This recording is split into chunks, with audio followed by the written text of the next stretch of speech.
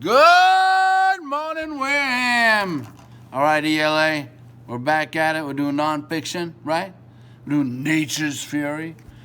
And we're going to be riding out the storm. Dun, dun, dun, dun, dun. Riding out the storm. Okay. Sorry, no one else will get that reference except maybe your sub today. Miss you guys. I hope you're doing well. I will be seeing you next week. And in the meantime, you're going to read this book and along with me, and then you're going to do a vocabulary sheet, and you're going to answer the comprehension questions with a good, strong kickback and answer the question. Then your sub is going to go over them with you and correct them so we make sure you can get a good grade, right? And maybe learn. Yeah, that'd be good too. All right, so I hope you have a great day today, and I hope you have a great weekend after this, okay? And hopefully there'll be no storms for you to ride out, okay? All right, so let's get back to ELA and reading. Enough of my silliness.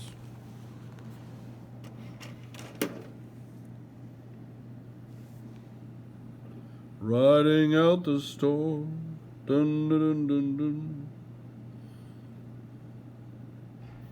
Recordings to accompany Houghton Mifflin Leveled Readers.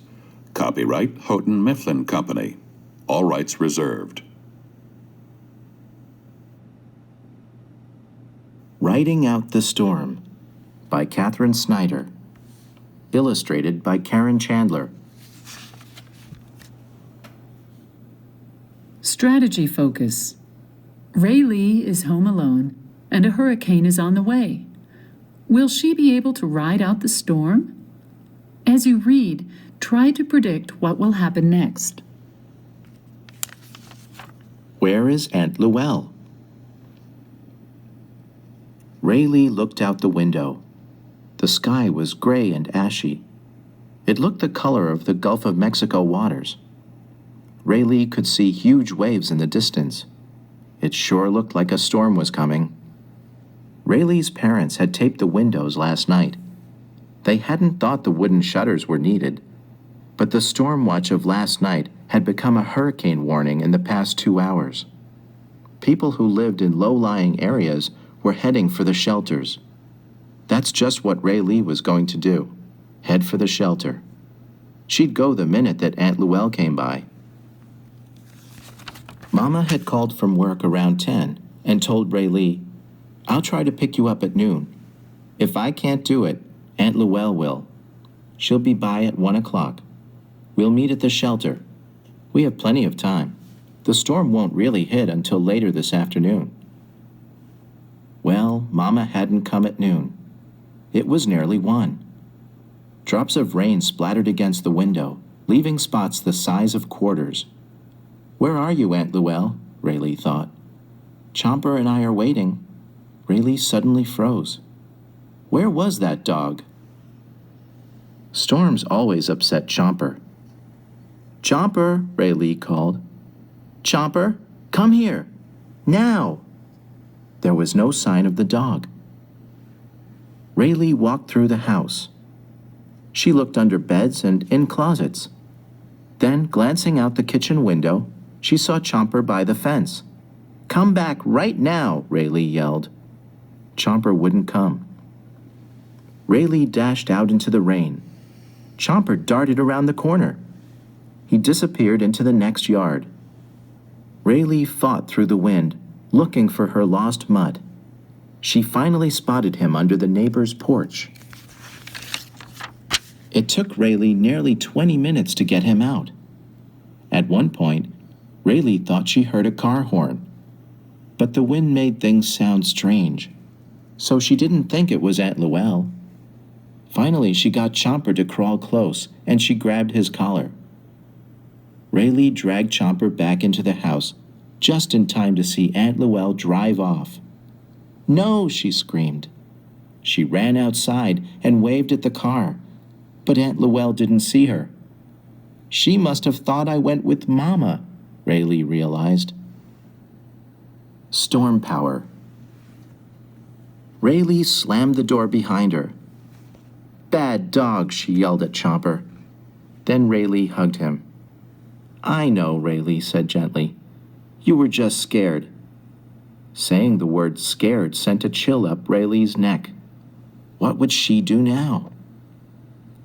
Rayleigh changed into dry clothes. Then she turned on the TV in the kitchen. The news showed people in a shelter. She wondered if she'd see Mama or Aunt Luelle. When she turned to fill a plastic bottle with water, Rayleigh heard a noise. Snap! The TV screen went gray. The refrigerator stopped humming too. The power was out. Rayleigh grabbed the phone, but when she punched in 911, there was silence. The phone was dead too.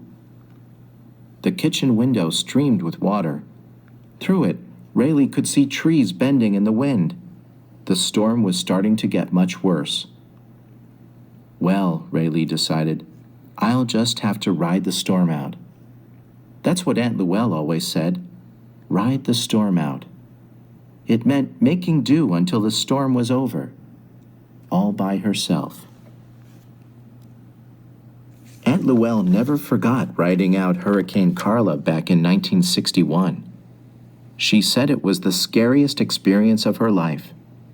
She also said she'd make sure no family member ever rode out another hurricane.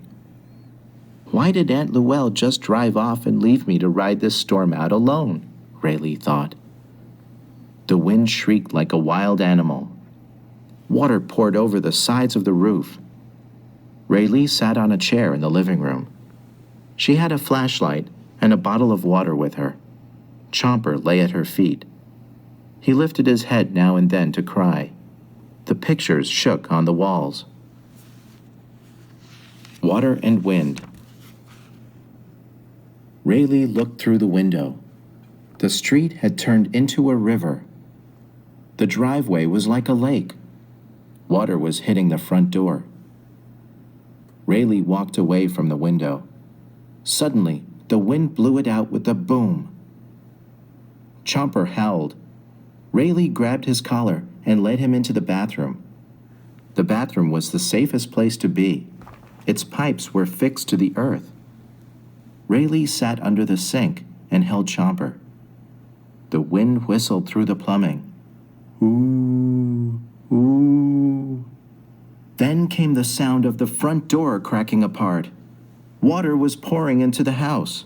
It was coming into the bathroom. Rayleigh jumped up. The water was at her ankles, then her knees. It was rising higher. She pushed out of the bathroom into the hallway. Chairs and tables floated and crashed everywhere. With a mighty jump, Rayleigh reached the handle to the attic door. She used every bit of strength to pull the door down. She ran up the stairs and called to Chomper to follow. The two of them sat at the edge of the attic opening. Below them was a dark, noisy, dirty river of water. Rayleigh flashed her flashlight over the surface. She thought she saw a dead fish. The attic was tiny, but at least it was dry, for now. But Rayleigh knew that an attic was the wrong place to be during a hurricane. Aunt Luelle had told her how in 1961, a neighbor's roof had blown right off. Please, roof, stay put, Rayleigh thought. Writing it out. Rayleigh sat, leaning against the wall. Chomper sat right beside her. The rain sounded like 1,000 drummers. It beat above their heads for hours. Then suddenly it was quiet. The eye of the storm, Rayleigh thought. She knew that was the middle of the storm, where everything was calm. But it would only be quiet for a short time. Rayleigh could see the late afternoon sunlight on the water below. The water was now halfway up the hallway walls. She could go down there and swim.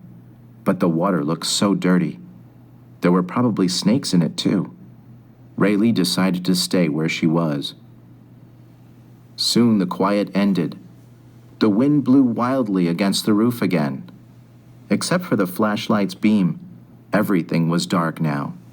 A square metal roof vent clattered under the pounding rain.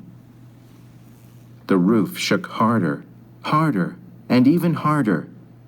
Rayleigh prayed that the wind would not lift the roof, her and Chomper, into the dark sky. Through the roof. Hour after hour, Rayleigh and Chomper waited. Would the winds ever die down? The flashlight ran out. All Rayleigh could do was sit in the dark and wait. Every so often, she would fall asleep. Towards morning, something woke Rayleigh from one of her catnaps. It was the sound of a helicopter right above the house. Rescue! But how could Rayleigh let the rescuers know where she was? Rayleigh looked above her. The early morning light was coming through the metal roof vent above her. She began to pull at it. She needed something hard to hit it with. All she had was the flashlight. It would have to work. Rayleigh held the flashlight at one end. She pounded against the vent with all her might. The vent began to move. In just a few minutes, the vent was off. Rayleigh pounded at the wood and shingles. Soon the hole was big enough for Rayleigh to push her head and shoulders through. A gentle rain was now falling. "Here, here," she yelled. The people in the helicopter saw her. The helicopter headed toward her. She waved her hands over her head. Before long, a rescuer was being lowered from the helicopter. Soon Rayleigh and Chomper would be safe. She had made it through a hurricane, all alone. She had been able to ride out the storm. Wow, so she made it. Thank goodness. I was getting a little worried there, I'm telling you. All right, so remember, you got to do your vocabulary and your comprehension questions. Kick them back and answer them in a good, complete sentence. All right, lords and ladies, we'll see you next week. Bye. Have a good weekend.